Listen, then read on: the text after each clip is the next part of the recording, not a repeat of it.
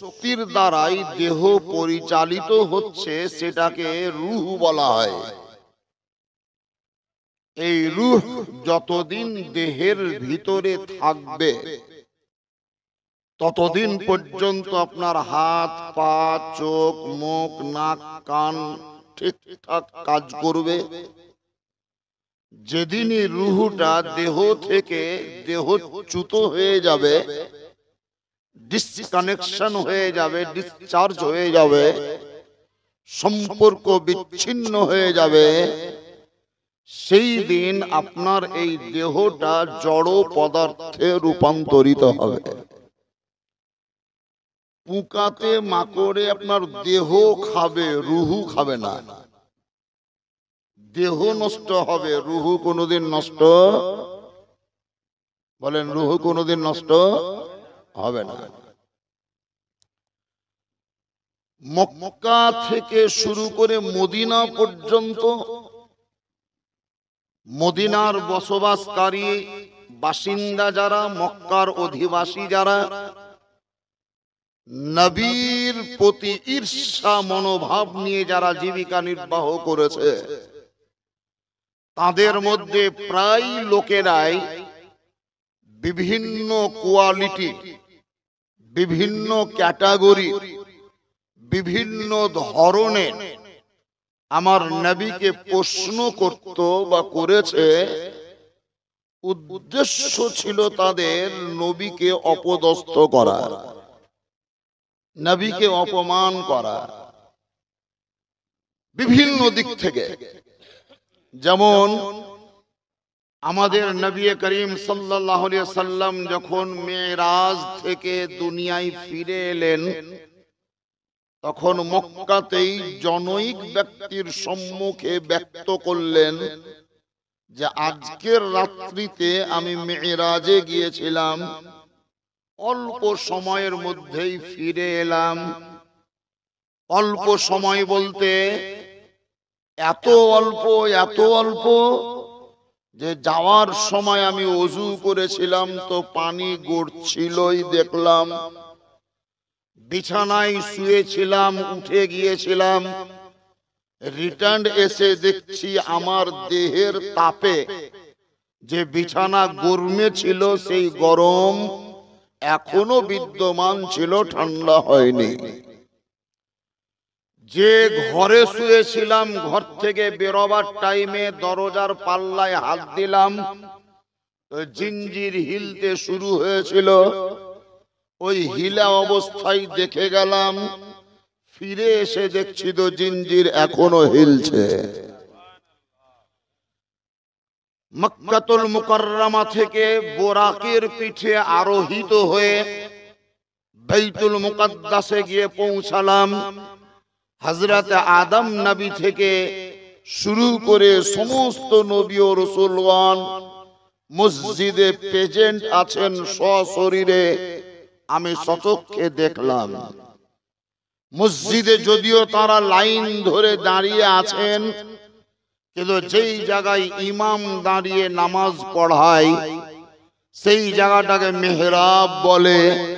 আমি দেখলাম ওই মেহরাবের জায়গাটা শূন্য বা ফাঁকা আছে।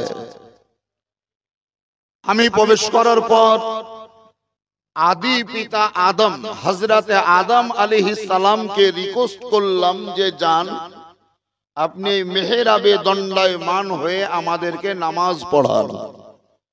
হযরতে আদম আলাইহিস সালাম উত্তরে বলেছিলেন যে আমি দীর্ঘদিন ধরে পৃথিবীতে ছিলাম, মানুষের নেতৃত্ব দিয়েছি, ইমামতি করেছি, অভিভাবকত্ব করেছি, জনগণকে সুপথে পরিচালিত করেছি, কিন্তু আজকের দিনে আমার আসার উদ্দেশ্য নেতৃত্ব দেওয়া নয়, বরং কাউরির নেতৃত্বাধীন হয়ে পশ্চাতে দাঁড়িয়ে নামাজ পড়ে মুক্তাদি বলে নিজেকে স্বীকৃতি দেওয়া।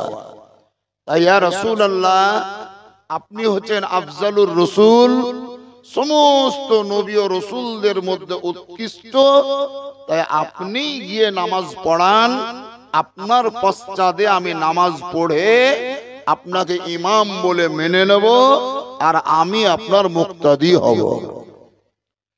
আমাদের নবী বললেন আমি নামাজ পড়ালাম, নামাজ পড়িয়ে এবার ঊর্ধ্ব গমন, ওপর দিকে গেলাম, বিস্তারিত আলোচনা নবী করলেন। আবু জেহাল শুনছিল এই গল্পটা বা এই কথাগুলা শুনতে শুনতে আবু জেহালের প্রশ্ন, হে মোহাম্মদ, তুমি যে মক্কা থেকে ইয়ামান দেশে গেলা, আবার ওই রাস্তাতেই ফিরে এসছো, তো যাওয়ার পথে অথবা আসার পথে রাস্তায় কি কোনো লোকের সঙ্গে তোমার সাক্ষাৎ হয়নি? প্রশ্ন দেখেন, রাস্তায় কি কাউরির সঙ্গে তোমার মুলাকাত হয়নি? আমাদের এই মক্কারি বহুত লোক ইয়ামান দেশে গিয়েছে ব্যবসা করতে, শাম দেশে গিয়েছে তিজারত করতে, ওদের সঙ্গে কাউরির দেখা হয়েছে কি? নবী বললেন হ্যাঁ হয়েছে। সুবহানাল্লাহ বলবেন না? নবী বললেন হ্যাঁ হয়েছে, দেখা হয়েছে। কোথায় দেখা হয়েছে? যাদের সঙ্গে দেখা হলো তারা মক্কায় কখন পৌঁছাবে? নবী বললেন যেই জায়গায় আমি দেখেছি সেই জায়গা থেকে আমার ক্যালকুলেশন বা আমার হিসাব, যেভাবে তারা হাঁটছে মানে যে গতিতে তারা চলছে সেই গতিতেই যদি চলে, স্পিড যদি না কমায়, থেমে যদি না যায়, রেস্ট যদি না করে, আরাম যদি না করে, একই রকম ভাবে যদি চলতেই থাকে, তাহলে আজকে হলো সোমবার, আজ দিনমান চলবে, সারা রাত চলবে, মঙ্গলবার সারা রাত চলবে, দিন চলবে, বুধবারের দিন সন্ধ্যাবেলায় সূর্য পশ্চিম আকাশে ডুবার আগেই ওই কাফেলা এসে মক্কায় পৌঁছাবে। সুবহানাল্লাহ, সুবহানাল্লাহ। এই কথাতে একটু ক্যালকুলেশন করেন, নবী আমার কিলোমিটার সম্পর্কেও জ্ঞান রাখেন। কত কিলোমিটার দূরে তারা আছে আর কত স্পিডে তারা হাঁটছে, কতটা টাইম লাগতে পারে, টোটালটাই নবীর জানা। যদি না হতো তাহলে এত বিস্তারিত ভাবে নবী বলতে পারতেন না। আবু জেহাল এই জায়গাটাকে মার্কিং করলো, বুধবারের দিন বেলা ডুবার আগে ওরা ঢুকবে তো? ভালোভাবে দেখো, ভালোভাবে বলো।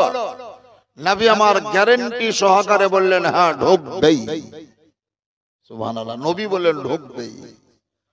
আবু জেহাল বলছে ঠিক আছে যাও, কথা হলো তোমার সাথে, যদি ওরা বেলা ডুবার আগে ঢুকে ভালোই ভালো, আর যদি না ঢুকে তাহলে বুঝবে। মানে এই প্রতিযোগিতায় দাঁড়িয়ে গেল।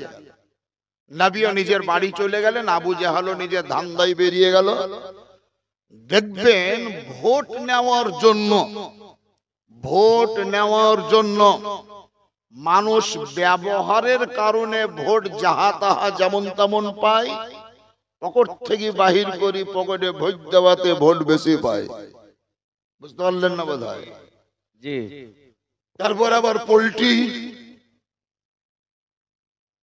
আবার ভিতর ভিতর হারাম কাজও পাওয়া যায় ভোট নেওয়ার জন্য। শুধু আবু জেহাল দেখলে যে এই ভোটে আমাকে জিততেই হবে, মোহাম্মদ যে মিথ্যা কথা বলেছে এটা প্রমাণ করতে হবে, এর জন্য ৩-৪ জন লোককে ফিট করে নিজের টাকাতে একটা উট ক্রয় করে ওই উটটা দিয়ে পাঠিয়ে দিল আপনাদের ধিতরা গ্রামে ঢোকার জন্য।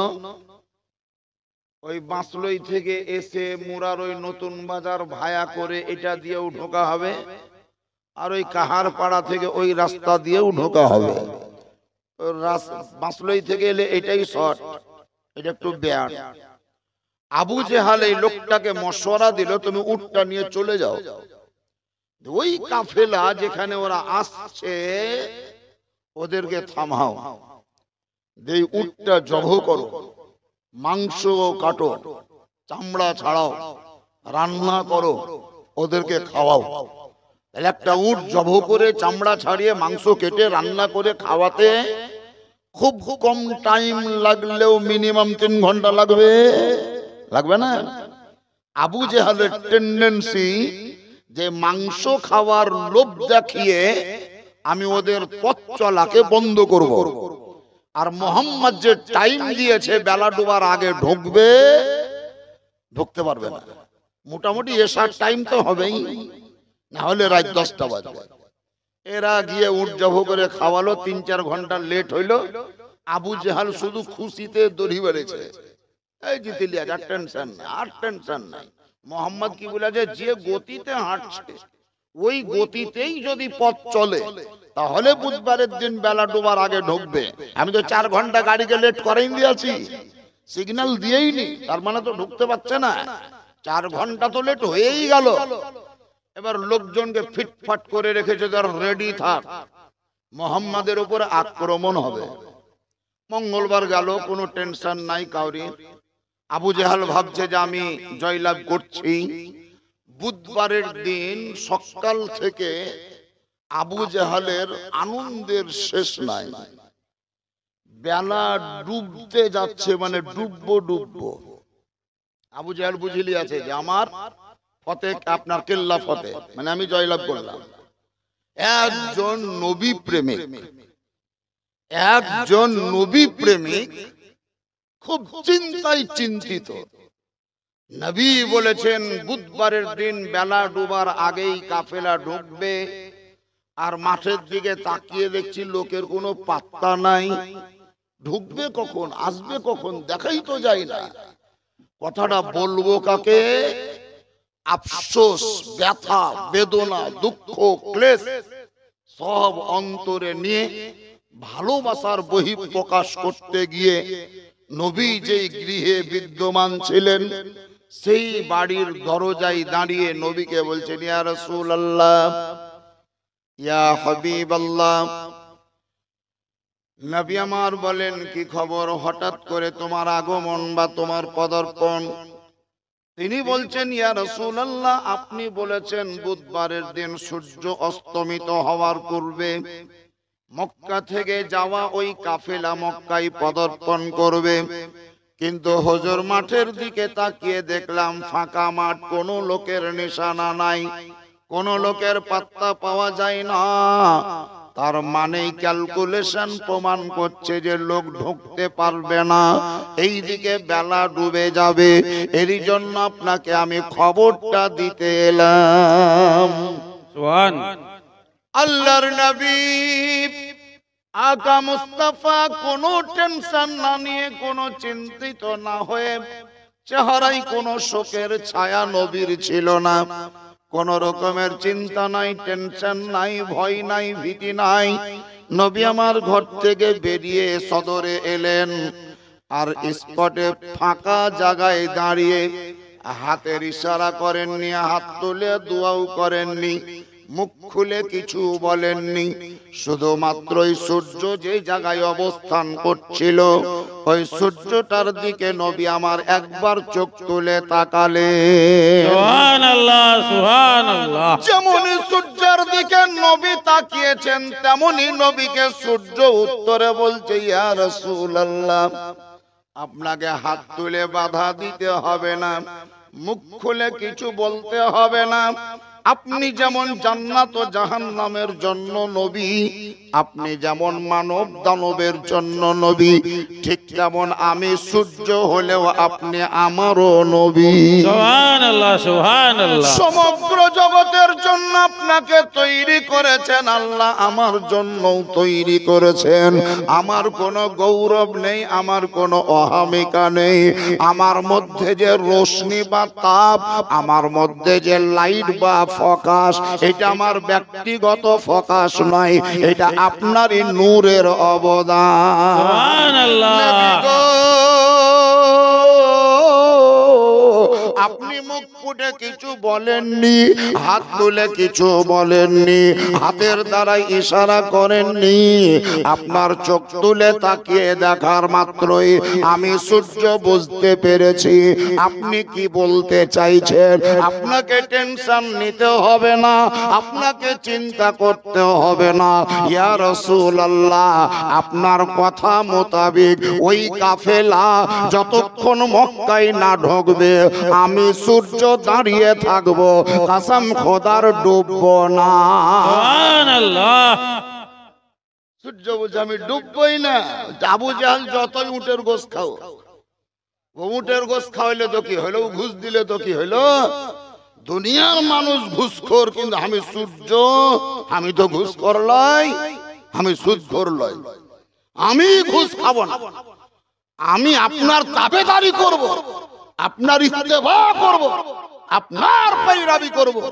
ইয়া রাসূলুল্লাহ, ওই কাফেলা মক্কায় না আসা পর্যন্ত আমি সূর্য ডুববো না। আবু জেহাল একবারে সূর্য যেখানে ডুবছে, এবার ভিতরার লোক মনে করে যে মহিষপুরে ডুবছে বোধহয়, আর মহিষপুরের লোক ভাবছে যে ওই পাকুড়াতে ডুবছে, ওরা ভাবছে যে দুমকাতে ডুবছে, ওরা ভাবছে যে দুধানিতে ডুবছে। ওদের ধারণা যে কে জানে বোধহয় রাঁচিতে ডুবছে রে, ওই ডুবে গেল, ওই চলে গেল, ডুবছে ওইখানে। আবু জেহাল ওই সূর্য ডুবার কাছাকাছি যাবো ভাবছে, যেতে পারে, কিন্তু বিকাল বেলায় সন্ধ্যা লাগাত গিয়ে শুধু কিটিমিটি করছে। মানে দেখবেন কেউ যদি প্লেয়ার হয়ে ফুটবল খেলে, আর কোন খেলোয়াড় যদি দাঁড়িয়ে দাঁড়িয়ে দর্শক হিসাবে দেখে, আর গোল বক্সের কাছে যদি প্লেয়ার বল নিয়ে চল যায়, তো আর পা হিলুক আর না হিলুক, এর পা শুধু হিলছে, এর পা হিলবে, মানে পাই না যে দেয়। তো সূর্য ডুবে না। আবু জেহেল চোখ মুখকে বিছিয়ে একবার হাত উপরে উঠায়, একবার নিচে নামাই, আর টেন্ডেন্সি ও যদি পারত, আমার মন বলছে সূর্যকে হাতে ধরে ডুবিয়ে দিত, কিন্তু সে ক্ষমতা তো নাই। সূর্য যখন ডুবলো না, কাফেলা এসে মক্কায় হাজির হয়ে গেল। সুবহানাল্লাহ, সুবহানাল্লাহ। আমার নবীর কথা সত্য হইল না, হইল না? আবু জেহাল নবীকে অপমান করার জন্য প্রশ্ন করেছিল না করেনি? করেছিল। তাহলে আবু জেহালের বুঝা উচিত ছিল যে এত এই রকম ব্যাপার যখন, নিশ্চয়ই এই আল্লাহর নবী, এবার তো মেনে নেওয়া উচিত ছিল, আর এবার তো মানা উচিত ছিল, কিন্তু তারপরেও মানল না। না মেনে নবী প্রেমিক যারা, তাদেরকে ভাঁওতায় ফেলতে গেল। দুজনা একসঙ্গে হাজির হয়ে ধরতে ধরতে ধরতে ধরতে দুয়ারে ডাক দিচ্ছে, আছো বাড়িতে? বাড়িতে আছো? ভিতর থেকে উনি বলছেন কে? আমি আবুল হাকাম, মানে আবু জেহালের নাম ছিল আবুল হাকাম। আমি আবুল হাকাম, কি ব্যাপার হঠাৎ আমার বাড়ির দরজায়? তোদের দরজা খোলো, একটা মারাত্মক কথা শোনাতে এসেছি তোমাকে। যার বাড়ির দরজায় আবু জেহেল গিয়েছে, তিনি হচ্ছেন আবু বকর সিদ্দিক, নবী প্রেমিক। দরজা খুললেন তিনি, আবু জেহেল ভিতরে ঢুকলো, জুতপাত করে বসে একবারে আবু বকরের অন্তরে ঢুকে ওর মনটাকে কেড়ে নেওয়ার জন্য বলছে, আবু বকর দেখো, তুমি জ্ঞানী ছেলে, আমাদের দেশে তোমার মতন জ্ঞান খুব কম লোকেরই আছে। তুমি বিবেক সম্পন্ন, তুমি বুদ্ধিজীবী, তুমি জ্ঞানী, তুমি শিক্ষিত, প্রভাবশালী বংশের ছেলে। তোমাদের একটা দাপট আলাদা, তোমাদের প্রভাব আলাদা। মানে তুলছে ওকে, আপে তুলেছে, টুপি পিলেছে, একে টুপি পরা বলে। আবু বকর সিদ্দিক সব শুনছেন, শুনতে শুনতে বলছেন ব্যাপারটা কি, আসল ঘটনাটা বলো তো। বলছে আচ্ছা বলো তো, কোন লোক যদি বলে, কোন লোক যদি বলে যে আমি সপ্তম আকাশ ভেদ করে আল্লাহর কাছে গিয়েছিলাম, আল্লাহকে দেখলাম, কথাবার্তা বললাম, আবার চলে এলাম, এসে দেখছিল জিঞ্জির হিলছে, বিছানা গরম, পানি গড়ছে, এই কথা যদি কেউ বলে, দেখে মানার কথা? আবু বকর সিদ্দিক বললেন না, মানার কথা নয়, এটা মানার কথা নয়। এবার আবু জেহেল ভাবছে যে আবু বকর আমার ফেভারে হয়ে গেল, তাহলে এটা মানার কথা নয়। তাহলে তো তুমি বলো, তাহলে এবার ওই যে মোহাম্মদ এই কথাটা বললো, আমি মেরাজে গিয়েছিলাম, মেরাজ থেকে ফিরে এলাম, পানি চলছে, বিছানা গরম, জিঞ্জির হিল, যেটাকে মানার কথা। আবু বকর সিদ্দিক বলেন, এই কথাটা কে বলেছে? আবু জাহাল বলছে, তুমি যাকে নবী বলে স্বীকার করেছো ওই মোহাম্মদ বলেছে। আবু বকর সিদ্দিক বললেন, পৃথিবীর কোন নেতা মন্ত্রী যদি বলতো আমি বলতাম এক বাক্যেই মিথ্যা বলেছে, কিন্তু এই কথাটা যখন আমার নবীর কথা, আমি কলব থেকে বলছি আমার নবী সত্যই বলেছে। সুবহানাল্লাহ, নারায়ে তাকবীর, নারায়ে রিসালাত, জনাব আল্লামা মাওলানা মুআজ্জম হোসেন সাহেব কালিমি, নারায়ে তাকবীর। সত্য বলেছেন। আল্লাহর পয়গম্বর তিনি নবী কিনা, নবী কিনা, এই জিনিসটা পরীক্ষা করার জন্য বিভিন্ন রকমের প্রশ্ন করেছে আবু জাহাল, মানে পরীক্ষা করেছে, যাচাই করেছে। আচ্ছা বলেন তো, নবীকে নবী কিনা এটা যাচাই করার পদ্ধতি কার? বুঝাতে পারলাম না বোধহয় কথাটা। উনি প্রকৃতপক্ষে নবী কিনা এটা যাচাই করলো কে? বিভিন্ন রকমের কোশ্চেন করলো কে? প্রশ্ন করলো কে? পরীক্ষা করলো কে? আবু জাহাল। কিন্তু আবু বকর সিদ্দিক কি যাচাই করেছিল, পরীক্ষা করেছিল? না। নবী বললেন আমি আল্লাহর নবী, আবু বকর মেনে নিলেন। নবী বললেন আল্লাহ এক, আবু বকর মেনে নিলেন। নবী বললেন আমি আমার নিকটে ওহী অবতীর্ণ হয়, আবু বকর মেনে নিলেন। নবী বলেছিলেন পৃথিবীর মাঝে আমার মতো কেউ নাই, আবু বকর মেনে নিলেন। যাচাই করেননি, পরীক্ষা করেননি, ডেট আপনার যাচ করতে যাননি, বিভিন্ন রকমের প্রশ্ন করেননি। কিন্তু আবু জাহাল হাজারো প্রশ্ন করার পরেও ও মানতে পারেনি, ওটা আলাদা জিনিস, কিন্তু যাচাই করেছে। তাহলে এখানে দুটো দল হলো, একটা দল হলো নবীকে যাচাই করা, আর একটা দল হলো নবীকে যাচাই না করেই নবী বলে স্বীকার করা। আজকে নবী গায়েব জানে কি জানে না, লোকে যাচাই করছে। যারা যাচাই করে তারা আবু বকরের পক্ষে নয়, আবু জাহালের পক্ষে।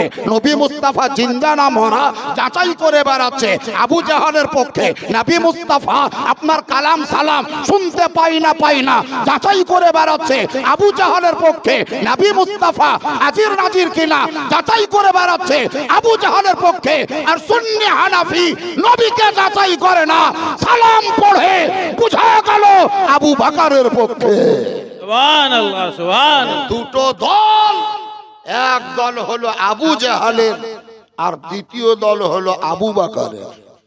আমরা যাচাই করি না, আমাদের বিশ্বাস, আমাদের ঈমান, নবী আমাদের কালাম ও সালাম শুনতে পায়। সুবহানাল্লাহ, সুবহানাল্লাহ। আরো হলেন কেন? হ্যালো, ও দেখছে যে ওইটা ভরে আছে না ভরেনি। হ্যাঁ, জালসাতে কোনোদিনই প্যান্ডেল ভরে না, আর অন্যান্য অবৈধ মাহফিলে প্যান্ডেলের লোক আঁটে না, এটাতে দেখতে পাচ্ছেন। যা হোক, আপনাদের মাথায় একটা জিনিস দিচ্ছি আমি। আমাদের হুজুর প্রবীণ, বহুত পুরাতন, এককালে সাইদাপুর মাদ্রাসার তিনি দীর্ঘদিনের শিক্ষক ছিলেন। লোকে ওকে রুমি হাফিজ বলে চিনে এবং জানে। আসল নাম কি এটা হয়তো মেলা লোকেই জানে না। উনি কিছুদিন আগে আমাকে ফোন করলেন, বলছেন হযরত আমাদের ভিতরার কিছু ছেলেরা সিদ্ধান্ত নিয়েছে একটা প্রোগ্রাম করবে জানুয়ারি মাসের 14 তারিখ, ফাঁকা আছে? আমি খুলে দেখলাম যে হ্যাঁ ফাঁকা আছে, তাহলে লেখেন। জিজ্ঞাসা করলো আর কে থাকবেন, তো মুফতি জুবাইর সাহেব। ভালো কথা। আবার 5-7 দিন না 10 দিন আগে উনি ফোন করছেন যে হযরত ঠান্ডা প্রচুর, তো ছেলেপিলার সিদ্ধান্তের পরিবর্তন, তো ডেটটাকে ক্যান্সেল করাই ভালো। ক্যান্সেল করে দিলাম।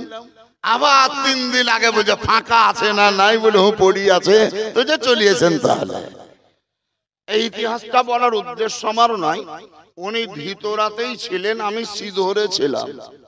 ওনার কাছে একটা মোবাইল ছিল, আমার কাছেও মোবাইল ছিল। উনি মোবাইলে আমার নাম্বারটা টিপলেন, দিয়ে ক্রিং ক্রিং করতে লাগলো, আমিও কানে তুললাম, উনিও কানে নিলেন। প্রথম বাক্য আসসালামু আলাইকুম। আমি বললাম ওয়া আলাইকুমুস সালাম। এখানটা বুঝে উনি ভিতরাই, আমি ধরে 20 কিলোমিটারের পথ বটে, তাহলে 22 কিলোমিটার যা হবে হোক গা। উনি যে আমাকে সালাম দিলেন, এই সালাম দেওয়ার সময় কি উনার অন্তরে এই বিশ্বাসটা ছিল না যে আমার দেওয়া সালাম মাওলানা মুআজ্জম সাহেব শুনতে পাবে? এই বিশ্বাসটা ছিল না? ছিল না? যদি বিশ্বাস না থাকতো তাহলে তো সালাম দিতই না। শুনতেই তো পাবে না, তো সালাম দিয়ে লাভ কি? শুনতেই তো পাবে না, তো সালাম দিয়ে লাভ কি? আরবে যদি কোনো লোক থাকে আর এখান থেকে যদি হোয়াটসঅ্যাপে বা আর একটা কি বলছে মেসেঞ্জার না মেসেঞ্জার, অতএব যদি কলটা করে সালাম দেয়, তো এই ভারতের লোক আরবের লোককে সালাম দিলে এই বিশ্বাসটুকু রাখতেই হবে যে উনি আমার সালাম শুনতেও পাবেন, উত্তরও দেবেন। রাখতে হবে না? ভারতেরই হোক আর বাংলাদেশের হোক, মুর্শিদাবাদের হোক আর বীরভূমের হোক, নদিয়ার হোক আর বর্ধমানের হোক, দূর দূরে থাকা ব্যক্তি একজন অন্যজনকে মোবাইলের মাধ্যম দিয়ে সালাম দিলে বা কথা বললে এই বিশ্বাসটা যেমন রাখতেই হবে তিনি আমার কথা শুনতে পাবেন, উত্তরও দেবেন। ঠিক তেমন আপনি নামাজে নবীকে সালাম দিচ্ছেন, আসসালামু আলাইকা আইয়ুহান নবী। মিলাদের শেষে নবীকে সালাম দিচ্ছেন, ইয়া নবী সালামু আলাইকা। জলসা চলাকালীন নবীর প্রতি দুরূদ পড়ছেন।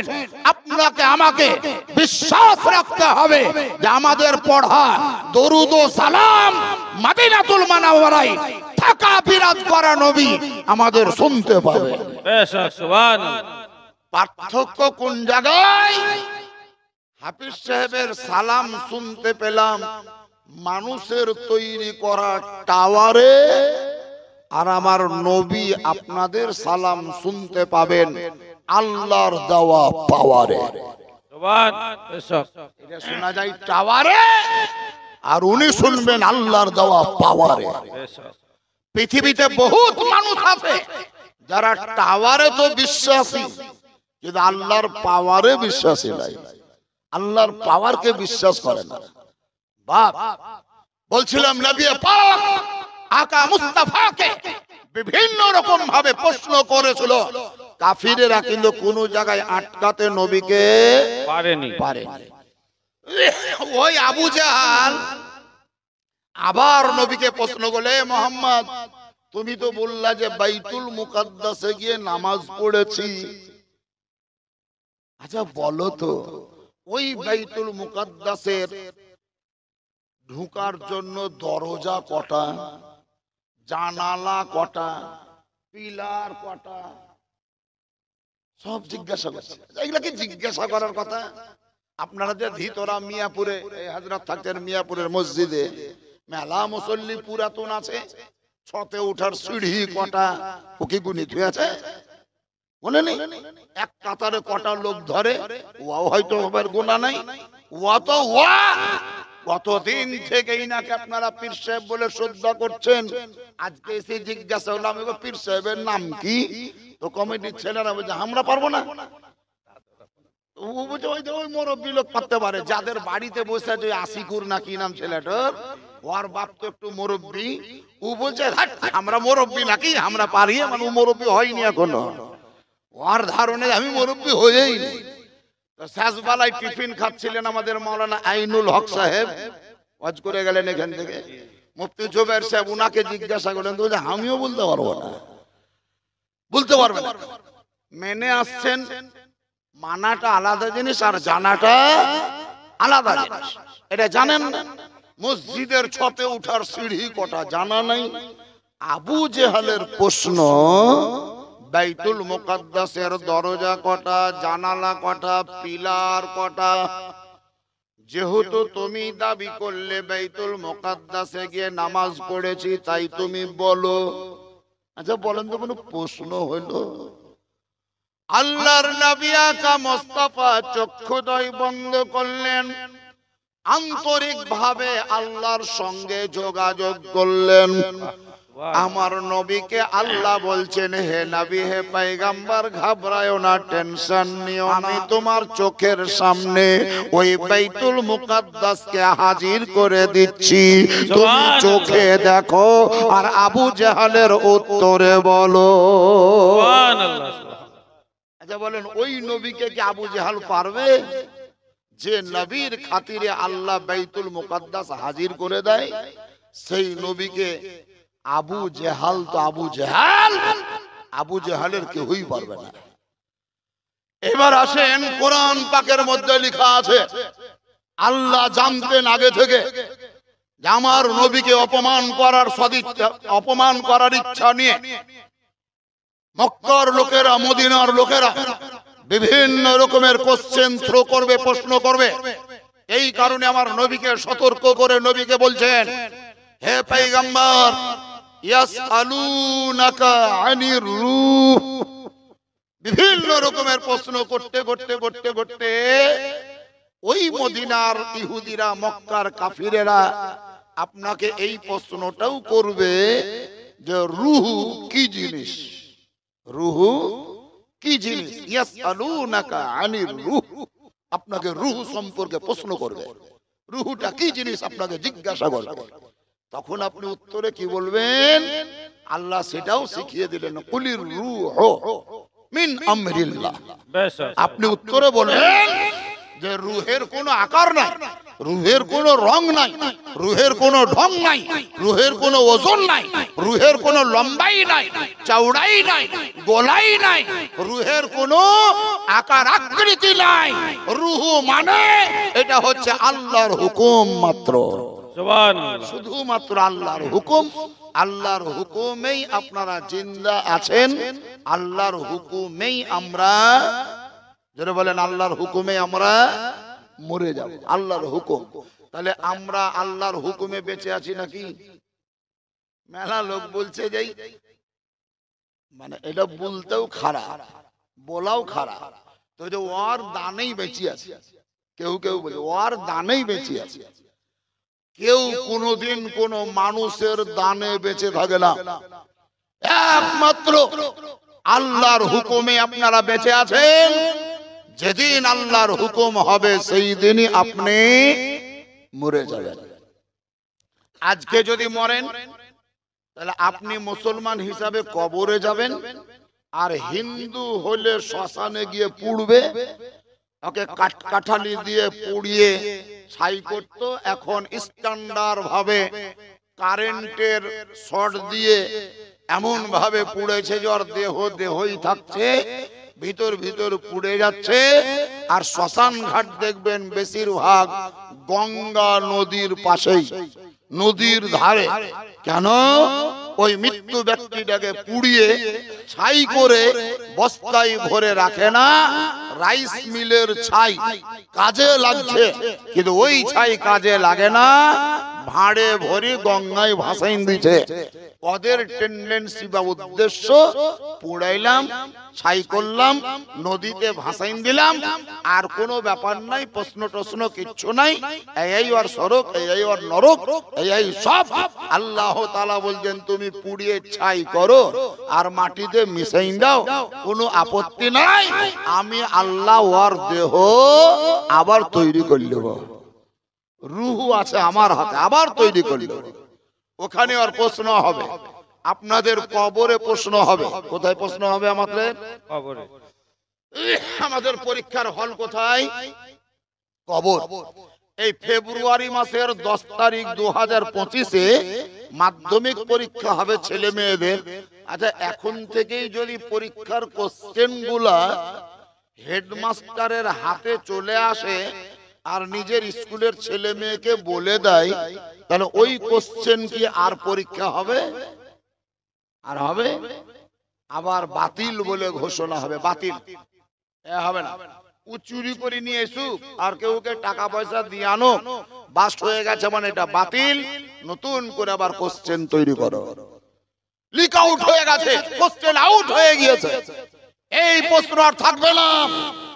কিন্তু সুবহানাল্লাহ, কলেজের পরীক্ষা হলেও কোশ্চেন লুকানো থাকে, স্কুলের পরীক্ষা হলেও প্রশ্ন লুকানো থাকে, প্রাইমারি স্কুলের কোশ্চেন হলেও লুকিয়ে রাখে, মাদ্রাসায় আমরা ছেলে মেয়েদের পরীক্ষা নিচ্ছি তাতেও আমরা কোশ্চেন লুকিয়ে রাখছি। এমনকি বেটার বহু দেখতে যাই, কি প্রশ্ন করবে ওটাও আগে বলে না, ওই যে লক্ষ্য থাক আমি ওখানেই বলবো, আমি ওখানেই বলবো, ওখানেই বলবো, লুকিয়ে রাখছে। কিন্তু গোটা বিশ্বের জন্য দরদি পয়গম্বর আকা মুস্তাফা বলেন, হে আমার উম্মত বর্গরা, আমি তোমাদেরকে অন্ধকারে রাখবো না, আমি তোমাদেরকে ধাঁধায় ফেলে রাখবো না, আমি তোমাদেরকে চিন্তা করতে দেব না। আমি নবী তোমাদেরকে বলে দিচ্ছি, কবরের ভিতরে মাত্র 3টি প্রশ্ন হবে। সুবহানাল্লাহ বলেন। সুবহানাল্লাহ। কে বললেন এটা? কে বললেন? নবী বলছেন কটা প্রশ্ন হবে? 3টি প্রশ্ন হবে। 1 নাম্বার বললেন নবী 3টি প্রশ্ন হবে। আচ্ছা, নবী যে এলান করছেন 3টি প্রশ্ন হবে, এই এলান করার খবরটা আমার আল্লাহ জানেন না? জানেন না? জানেন। 3টি প্রশ্ন হবে। তারপরে নবী বলছেন 1 নাম্বার প্রশ্ন মান রাব্বুকা, 2 নাম্বার প্রশ্ন মা দীনুকা, 3 নাম্বার প্রশ্ন মা কুনতা তাকুলু ফি শানে হাক্কে হাজার রাজুল। এই 3টি প্রশ্ন হবে কবরে। নবী আমার উত্তরও বলে দিলেন। এই যে প্রশ্ন ডিক্লেয়ার করলেন, কোশ্চেনের অ্যানসারও বলে দিলেন। এটা আল্লাহ জানেন না? জানেন না? আল্লাহ তো বলতে পারতেন যে এটা বাতিল, আর হবে না ইয়া প্রশ্ন, প্রশ্ন পাল্টাও, কবরের প্রশ্ন চেঞ্জ করো, কোশ্চেন চেঞ্জ করে দাও, এই প্রশ্ন বাতিল ঘোষণা আল্লাহ করতে পারতেন। কিন্তু আল্লাহ তাআলা তখনও করেননি, এখনো করেন না, ভবিষ্যতেও করবেন না। এখান থেকে প্রমাণিত হচ্ছে, হে নবী আপনি যেটাই করবেন আমি আল্লাহ তাতেই রাজি। সুবহানাল্লাহ, সুবহানাল্লাহ। আরো জোরে বলে দেন সুবহানাল্লাহ। সুবহানাল্লাহ। আল্লাহ তাআলা বলেন, হে নবী আপনি যেটাই করবেন আমি তাতেই রাজি, আপনার রাজা মান্দিতেই আমি খুশি, আপনি যাতে সন্তুষ্ট আমি আল্লাহ তাতেই সন্তুষ্ট। আচ্ছা, এর চাইতে বড় আর কিছু পাওনা থাকতে পারে? বিরাট বড় পাওনা আমাদের নবীর। আল্লাহ তাআলা বলছেন, আপনি কোশ্চেন আউট করে দিয়েছেন, তাও আমি যেমন কিছু বলিনি, কোশ্চেনের অ্যানসার বলে দিয়েছেন, তাতেও আমি কিছু বলিনি, বলবো না। ইয়া রাসূলুল্লাহ, আপনি নিজের মনের মতো করে কোন জিনিসকে যদি হারাম বলে দিয়েছেন, হারাম হয়ে গিয়েছে, আমি কিছু বলিনি। কোন জিনিসকে যদি জায়েজ বলে দিয়েছেন, জায়েজ হয়ে গিয়েছে, আমি কিছু বলিনি। ঠিক তেমনি হাসরের প্রান্তরে আপনার গুনাহগার উম্মতকে জান্নাতি বলে ঘোষণা করবেন, আমি আল্লাহ মেনে নেব, আপনাকে বাধা দিব না। সুবহানাল্লাহ, সুবহানাল্লাহ। সেই নবীর উম্মত আজকে আপনারা বসে আছেন, বড় আফসোসের সহিত বলছি, বড় আফসোসের সহিত, বড় আফসোস। সে আফসোসের কথাটা একটু ধ্যান দেন। কবরে কটা প্রশ্ন হবে বললাম? 3টে। মুখস্থ আছে প্রশ্নগুলা কি কি? মুখস্থ হয়নি? পরীক্ষা তো দিতে হবে আমাদেরকে, প্রশ্নগুলা মুখস্থ করে নেন। 1 নাম্বার কি প্রশ্ন? মান রব্বুকা। কি প্রশ্ন? মান রব্বুকা। এই মান রব্বুকা প্রশ্নের উত্তর হলো রব্বি আল্লাহ। কি বললাম? রব্বি আল্লাহ। আল্লাহ আলাদা, রব্বি আলাদা। রব্বি মানে হলো আমার প্রতিপালক, আমার রব আল্লাহ। এই কারণেই আপনাদের ভিতরে আছে কিনা আমি জানি না, তবে আমাদের সিধুরি গ্রামের অভ্যাস আছে, কোন মুসলমান যদি মরে, তাতে নারী হোক আর পুরুষই হোক, গোসল করিয়ে কাফনের কাপড় পরিয়ে মসজিদ থেকে খাটখান এনে চেড়ে খাটের উপরে রেখে 4-5টা লোক মিলে ওই খাটখানকে ঘাড়ে করলাই, আর কবরে নিয়ে যাওয়ার সময় ওই বাক্যটাই বলে আল্লাহ রব্বে আল্লাহ রব্বে আল্লাহ রব্বে আল্লাহ রব্বে। আপনাদের কাছে বলে বলে আমি কি বললাম? আল্লাহ রব্বে আল্লাহ রব্বে। এই আল্লাহ রব্বে যে বলছে এটা অ্যাকচুয়ালি উচ্চারণ হচ্ছে আল্লাহ রব্বি। কি বললাম? আল্লাহ রব্বি। বাংলা মানে আল্লাহ আমার রব, আল্লাহ আমার রব। এটা কোন প্রশ্নের উত্তর বলেন তো? মান রব্বুকা, তোমার রবকে, তোমার রবকে মান রব্বুকা। ওই প্রশ্নের উত্তর হচ্ছে আল্লাহ রব্বি আল্লাহ রব্বি। এই ঘাড়ে করে লোকটাকে নিয়ে যাচ্ছি আর আমরা বলতে বলতে যাচ্ছি আল্লাহ রব্বি আল্লাহ রব্বি আল্লাহ রব্বি। হাদিস প্রমাণ করছে যে মৃত্যু মানুষের বলা কথা জিন্দা মানুষ শুনতে পায় না, কিন্তু জিন্দা মানুষের বলা কথা মরা মানুষ শুনতে পায়, ওরা শুনতে পায়।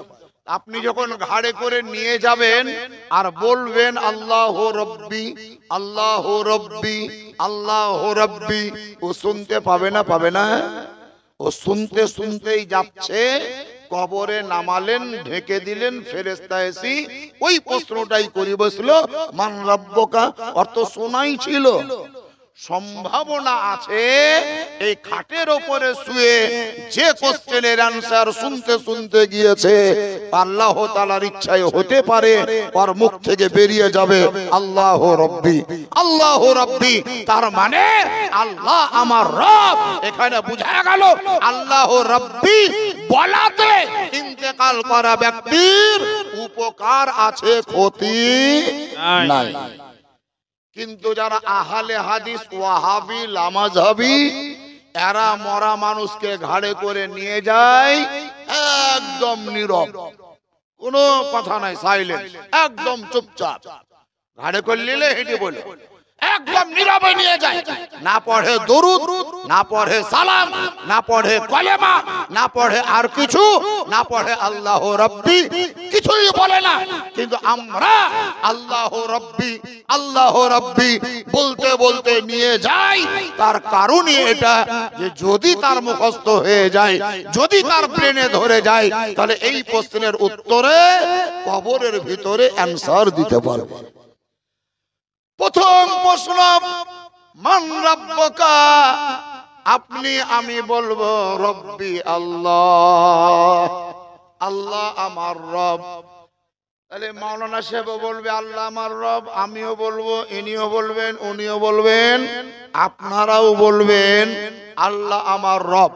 বর্তমানে যারা নিজের হাতে বাঁশ ভরে, খেয়ার ভরে, লাড়া ভরে, কাদা সেনে সুন্দর চেহারা তৈরি করে ঠাকুর বানিয়ে আবার ওকে জামা কাপড় পরিয়ে সিজদা করছে দেবতা বলে, ওদের কেউ যদি প্রশ্ন করেন, ওদেরও অন্তরে গাঁথা আছে, দেখবেন এক ঈশ্বর বলে কেউ আছে। এটা কিন্তু ওরাও মানে না। এক ঈশ্বরের প্রতি তারা বিশ্বাসী, এক আল্লাহর প্রতি বিশ্বাসী। আমরা আল্লাহ বলি, ওরা কেউ হয়তো ঈশ্বর বলছে, কেউ আর কিছু বলছে, কিন্তু আমরা মুসলমান হিসাবে আমাদের ভাষা হলো আল্লাহ। কবরে যখনই প্রশ্ন হবে মান রব্বুকা, হতে পারে যে ওরাও বলে দিবে যে রব্বি আল্লাহ। কেন বলবে জানেন? আল্লাহর নবী আকা মুস্তাফা আহমদ মুস্তাফা নবী মুহাম্মদুর রাসূলুল্লাহ, সবাই জোরে পড়ুন সাল্লাল্লাহু তাআলা আলাইহি ওয়াসাল্লাম কে জিজ্ঞাসা করা হলো, ইয়া রাসূলুল্লাহ, ইয়া হাবিবাল্লাহ, নবী গো, আপনি আমাদেরকে বললেন কবরের ভিতরে প্রশ্ন হবে মান রব্বুকা। এটা তো ফার্সি নয়, উর্দু নয়, এটা হলো আরবি। আর উত্তর যেটা হবে রব্বি আল্লাহ, ওইটাও হলো আরবি। ভিতরার লোক তো আরবি জানে না, মিয়াপুরের লোক তো আরবি জানে না, রঘুনাথপুরের হাজী সাহেব তো আরবি জানে না, মৌলভী সাহেবরা কোন রকম বলতে পারবে, পাঁচ ওয়াক্তের নামাজি যারা ওরা তো বলতে পারবে না। নবী পাক বলেন, হে আমার সাহাবা বর্গরা, আল্লাহ তাআলার কারিশমা তো এটাই, বাংলা বলা লোকই হোক আর ইংরেজি বলা লোক হোক, একটাও যদি আরবির অক্ষর নাও জানে, যেমনই মরবে কবরে ঢুকবে আল্লাহর হুকুমে স্পষ্ট ভাবে আরবি ভাষায় কথা বলবে। সুবহানাল্লাহ, সুবহান। আরবিতে কথা বলবে, সুবহানাল্লাহ। আরবিতে কথা বলবে, বাংলায় নয়, ইংরেজিতে নয়, তেলেগু মারাঠাতে নয়, পাঞ্জাবি গুজরাটিতে নয়, হিন্দি বা উর্দুতে নয়, একদম পিওর আরবিক ভাষায় কথা বলবেন। আপনারাও বলবেন, আমরাও বলবো। আমার নবী বলেছেন, মান রব্বুকা প্রশ্ন হবে, রব্বি আল্লাহ বলবে, এতে বোঝা যাবে না কে আল্লাহর পক্ষে কে নবীর পক্ষে, এটা বোঝা যাবে না। যার জন্য 2 নাম্বার প্রশ্ন হবে, মা দীনুকা, মা দীনুকা। এবার বলো বান্দা আল্লাহর, তুমি তো প্রথম প্রশ্নের উত্তর দিয়ে দিলা, তোমার এখনো রেজাল্ট ফাইনাল হয়নি, এখনো আমরা বুক লিস্ট তোমার ওই মার্কশিট তৈরি করব না, সার্টিফিকেট দেব না। আরো একটা কোশ্চেন আছে, বলো মা দীনুকা, তোমার ধর্ম কি, তোমার ধর্ম কি? তখন আপনারা যারা নাভির নিচে হাত বাঁধেন তারাও উত্তরে বলবেন, দীনি আল ইসলাম, আমাদের ধর্ম ইসলাম। যারা বুকের উপরে হাত বেঁধে নামাজ পড়ে তারাও বলবে, দীনি আল ইসলাম, আমাদের ধর্ম ইসলাম। যারা নবীকে জিন্দা মানে তারাও বলবে দীনি আল ইসলাম।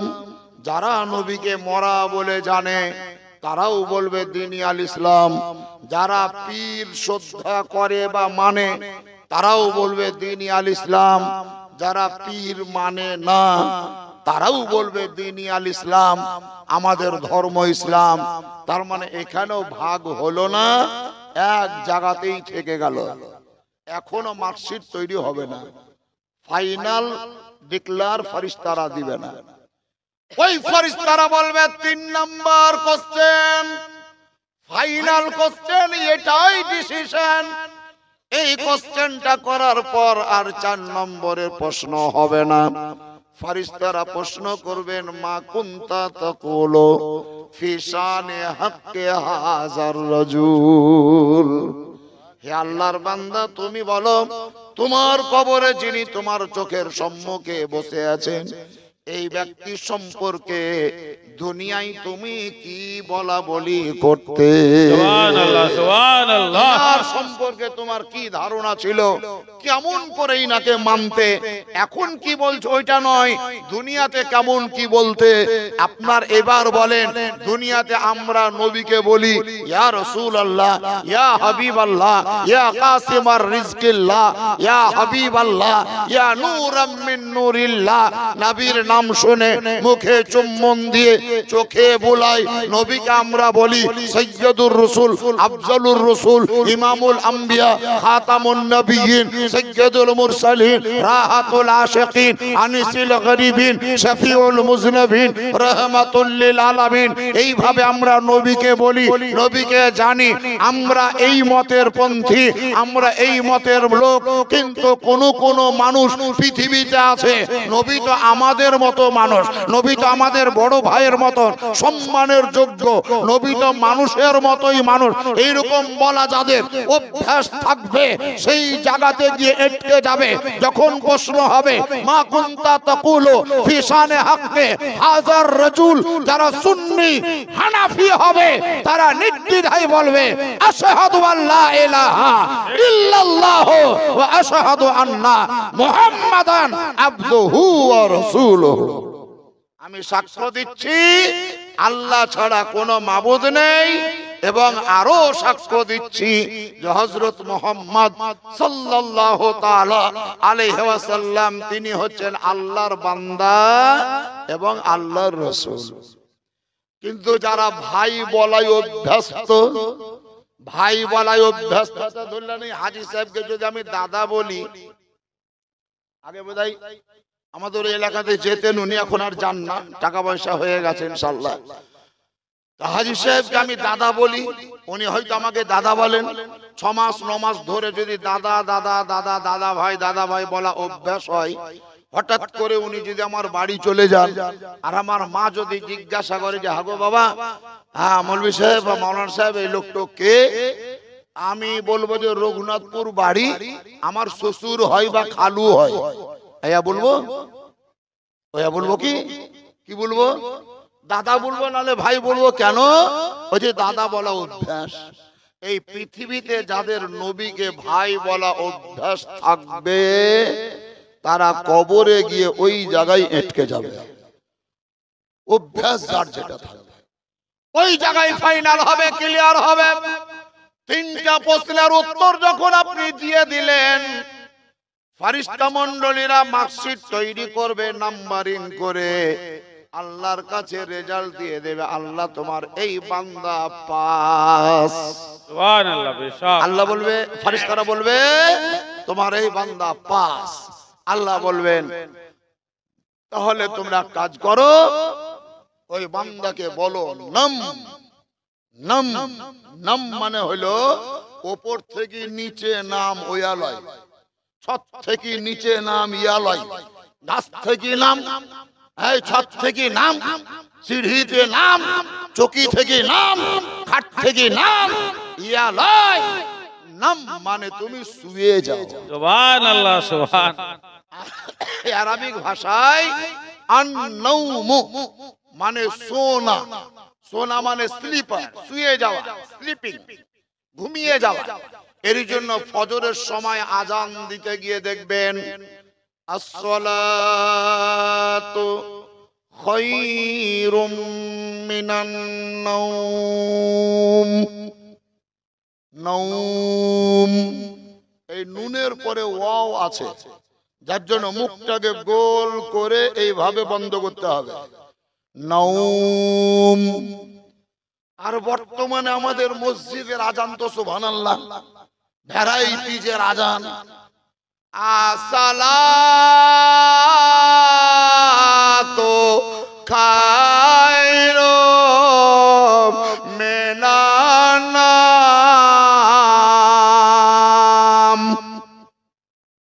শুনেননি বোধহয়? একবারে নাম, তার মানে উপর থেকে নিচে না, ই নাম আলাদা, ও নাম আলাদা। আসসালাতু খায়রুম মিনান নাওম, এটা হলো আজানের ওই ধ্বনিটা। মানে কি হলো? মানে হলো আসসালাতু মানে নামাজ, খায়রুন মানে উৎকৃষ্ট বা ভালো, মিনান নাওম মানে ঘুম অপেক্ষা, নিদ্রা অপেক্ষা নামাজ উত্তম। সেহেতু হে আল্লাহর বান্দারা, তুমি তোমার ঘুম ভেঙে দাও, নিদ্রা ভঙ্গ করো, বিছানাকে বর্জন করো, বিছানাকে ত্যাগ করে ওযু বানাও, মসজিদে চলো, আল্লাহর ডাকে সাড়া দিয়ে আল্লাহ তাআলার ইবাদত করো। আসসালাতু খায়রুম মিনান নাওম, ঘুম অপেক্ষা তোমার নামাজ অতি উত্তম। ফারিস্তারা বলবে নাম কানাউমাতিল আরুস, হে আল্লাহর বান্দা, তুমি 3টাই প্রশ্নের উত্তর দিতে পেরেছো। তুমি সেহেতু ঘুমিয়ে যাও, পাস করে গেছো, চিন্তা নাই, টেনশন নাই। এখন তুমি এই জায়গায় ঘুমিয়ে যাও, জান্নাতের বিছানা লাও, জান্নাতের তোশক লাও, জান্নাতি মশারি লাও, জান্নাতি বালিশ লাও, যত সরঞ্জাম দরকার সব লাও। মশারি তো লাগবে না, তার কারণ মশার পাত্তা পাওয়া যাবে না। ফেরেশতারা বলবে তুমি সারা জীবন বহুত মেহনত করেছো, বহুত কষ্ট করেছো, আজকে তোমাকে আর কষ্ট করতে হবে না, টেনশন নিতে হবে না, তুমি ঘুমিয়ে যাও, তোমাকে আর কেউ ঘুম ভাঙাবে না। একমাত্র তোমার রব, তোমার প্রতিপালক, তোমার সৃষ্টিকর্তা, তুমি যার ইবাদত করেছো সেই আল্লাহই তোমার ঘুম ভাঙাবে। তবে 2-4 দিন পরেই নয়, যতদিন পর্যন্ত কিয়ামত না হবে। বাবজিরা, এটা হলো পাশ করা ব্যক্তিদের জন্য রেজাল্ট। যে পাশ করতে পারবে না মানে কোশ্চেনের উত্তর দিতে পারবে না, সেও কিন্তু আরবিতেই বলবে। তিনটা প্রশ্ন শোনার পর উত্তর দিবে হা হা হা। আরবিক ভাষায় হা আলিফ জাবার হা, তার মানে আফসোস আফসোস, হা হা আফসোস আফসোস, লা আদরি।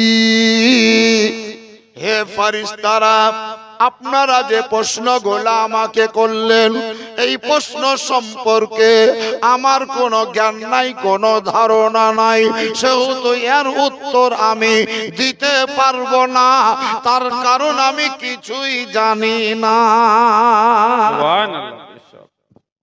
এই যখন নেগেটিভ অ্যান্সার হবে, তখন আল্লাহর দরবারে ফেরেশতারা গিয়ে বলবে, আল্লাহ তোমার এই বান্দা ফেল। আল্লাহ বলবেন বেরিয়ে যাও, তোমরা বেরিয়ে যাও, কবর থেকে বেরিয়ে যাও। ধ্যান দিয়ে শুনেন, কবর থেকে বেরিয়ে যাও। আর একটা দল, নতুন একটা দল ফেরেশতা আল্লাহ পাঠাবেন, কবরে পাঠাবেন। আল্লাহ তোমরা যাও। এই ফেরেশতা যারা দ্বিতীয় দল কবরে ঢুকবে, হাদিস প্রমাণ করছে তাদের হাতে একটা হাতুড়ি থাকবে। হাতুর খুঁটবে রে, ঘন হাতুর। এই হাতুর নিয়ে ঢুকবে। একটা গরু বাঁধার জন্য খুঁটি পুঁততে গেলে কমপক্ষে প্রথম আপনি হাতে ধরে একটু ঠেললেন, যা গেল গেল, না গেল তো এবার খুঁটবে নিয়ে পিটছেন। জয় বাড়ি মারবেন, তই ইঞ্চি ভিতরে যেতেও পারে, নাও পারে।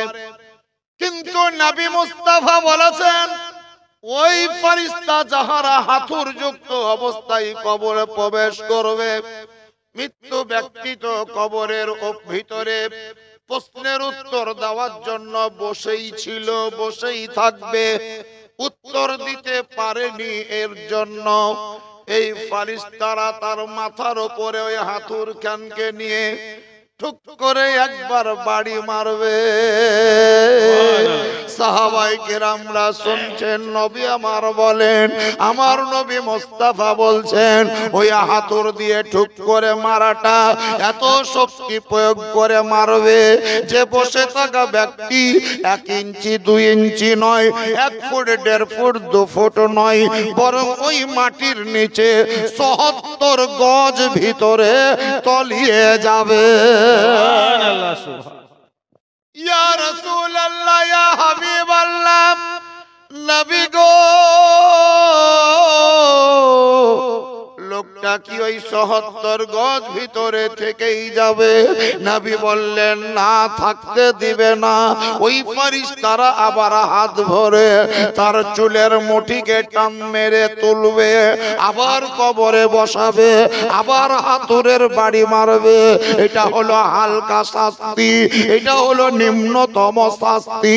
আবার হাতুড়ের বাড়ি মারাই ৭০ গজ ভিতরে চলে যাবে। এইভাবে দিন রাত্রি 24 ঘন্টা করবে। কতদিন চলবে? নবী বলেন, যতদিন পর্যন্ত কিয়ামত না হবে। সুবহানাল্লাহ, সুবহানাল্লাহ। যাই হোক, আসুন আমরা নবী প্রেমিক আর কিছু কথা শোনাবো। একবার দুরূদ শরীফ পড়ুন। আল্লাহুম্মা সাল্লি আলা সাইয়্যিদিনা মাওলানা মুহাম্মদ ওয়া আলা আলি সাইয়্যিদিনা মাওলানা মুহাম্মদ ওয়া আলা আলি সাইয়্যিদিনা মাওলানা মুহাম্মদ সাল্লাল্লাহু আলা মুহাম্মাদিন সাল্লাল্লাহু আলা মুহাম্মদ হরদম সবা সনি কালা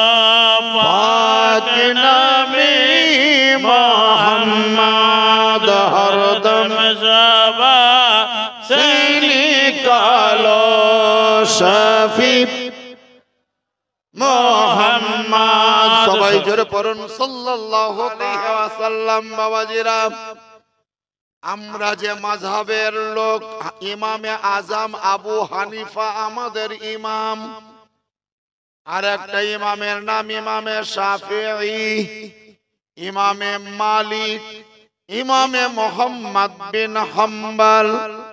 চারজন খলিফাকে লিস্ট করেন হযরতে আলী, হযরতে উসমান, হযরতে ওমর ফারুক, হযরতে আবু বকর সিদ্দিক রাদিয়াল্লাহু তাআলা আনহুম আজমাইন। ইনাদের চারজনের জীবন স্টাডি করবেন। চার খলিফা, চারজনের মধ্যে কাউরিরই বয়স যদি বলেন তো 60-এর পরে, ৭০ পূজেনি, ৭০ পার হয়নি। চারজন ইমাম, ইনাদের যদি বয়স দেখেন তো কাউরির 52, কাউরির 59, কাউরির 61, কাউরির তো 72, 100 বছর বয়স কাউরির পূজেনি। সবচাইতে বড় কথা, আমরা যে নবী মুস্তাফার উম্মত, যিনি রাসূল আরবি ইসলাম রবি নূরুন নবী মা আমিনার লাল, আমার নবী মুস্তাফার বয়স ছিল মাত্র 63 বছর, নবীর বয়স ৭০ পূজেনি। আমাদের কাউরির 49, কাউরির 48, কাউরির 60, কাউরির 62, কাউরির 65 হয়েই গিয়েছে। তার মানে বুঝে নেন যে আমরা প্রায় কবরের কাছাকাছি চলে এসেছি, কবরের কাছাকাছি চলে এসেছি। অতএব আর পিছন দিকে না তাকিয়ে আগেকার চিন্তা করেন, আগেকার চিন্তা করেন। ট্রেন যখন প্ল্যাটফর্মে দাঁড়িয়ে যায় তো মানুষের সবচাইতে বড় চিন্তা, ট্রেনে কি করে চাপবো, কি করে চাপবো, কি করে চাপবো। যেমনই চেপে গেলেন তেমনি এবার এদিকে খুঁজছেন, ওইদিকে খুঁজছেন, এদিকে খুঁজছেন, কোন জায়গায় সিট ফাঁকা আছে, ফাঁক পেলেই বসবো, ফাঁক পেলেই বসবো। আপনি কবরে যাবেন, কবরে গিয়ে থাকবেন কোথায়, বসবেন কোথায়, ঘুমাবেন কি করে, আরাম করবেন কিভাবে, বিছান পাবেন কোথায়। টেনশন তো আপনাদের থাকা উচিত, চিন্তা তো হওয়া উচিত। আমরা আহলুস সুন্নাত ওয়াল জামাতের লোক, আমরা যেমন নবী ও রাসূলগণকে মানি, ঠিক তেমন সাহাবায়ে কেরামদেরকেও শ্রদ্ধা করি। আহলে বাইত, আহলে রাসূল, খানদানে রাসূল, নবী বংশের যাহারা, তাহাদেরকেও যেমন শ্রদ্ধা করি, ঠিক তেমন তাদের পরেই ওলি আউলিয়া বুজুর্গানে দিন, গাউস কুতুব আবদাল আকতাব, ইনারা যারা, তাহাদেরকেও শ্রদ্ধা করি। সঙ্গে সঙ্গে আমরা আমাদের নিজের বাপ এবং মাকেও শ্রদ্ধা করি।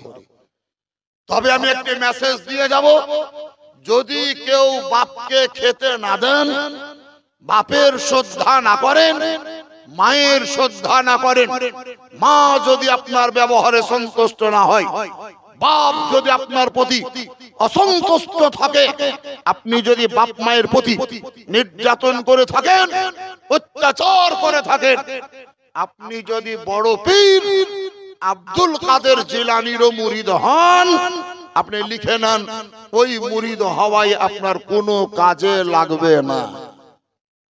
আপনি যতই বড় মুরিদ হন, কাজে লাগবে না।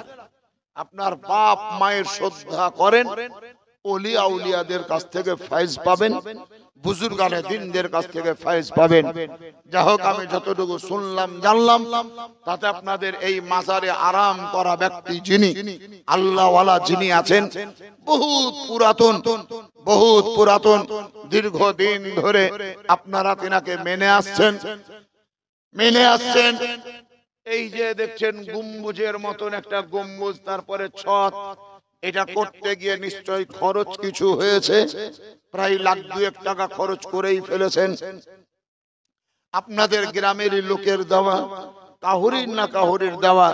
আপনারাই কেউ 500, কেউ 1000, কেউ 1500, কেউ 200, কেউ 300, কেউ 400, কেউ 1 কুইন্টাল রড, কেউ 1 ট্রাক্টর বালি, কেউ সিমেন্ট, কেউ পাথর, এগুলা দিয়েই মাজারের গম্বুজ তৈরি করলেন।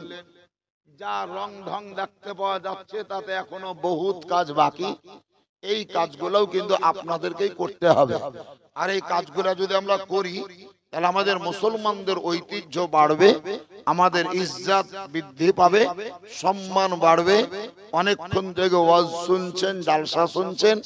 আমি বলবো এই মাজারে শুয়ে থাকা আল্লাহওয়ালা ব্যক্তির মহব্বতে, আল্লাহ তাআলার